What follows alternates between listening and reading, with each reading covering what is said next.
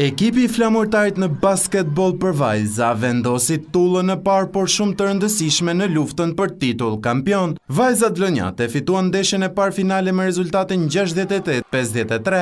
U bë një hap vendimtar për ndeshjet e play-offit me skuadrën e Tiranës. Kjo fitore na jep përveç se fituam, por na jep shumë moral, entuziazëm dhe në ndeshjen e dytë që kemi në Tiranë ditën e shtunë, besoj do jemi me këtë optimizëm, me këtë dëshirë, me këtë agresivitet dhe themi që edhe ndeshjen në Tiranë do të fitojmë. Disfata lash gënjim në kampin Bardh e Blu, por siguron që do të bëjnë gjithçka që titulli të mbetet në Tiranë. Fitoi ekipi që luajti më mirë dhe ishte më mirë në fushë.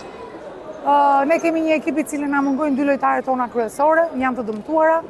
Okej, munduam t'jepni maksimumin tonë, nuk arritëm fitonin. Patjetër që këto janë ndeshje të 2 ekipeve shumë të mira, do ketë humbje, do ketë fitore, do mundohemi për ndeshjen e dytë t'japim maksimumin tonë. Takimi i dytë final mes Flamurtarit dhe Tiranës do të luhet ditën e shtunë në Kryqëzet, ndërsa për të kurorzuar duhet që një skuadër të fitojë 3 finale.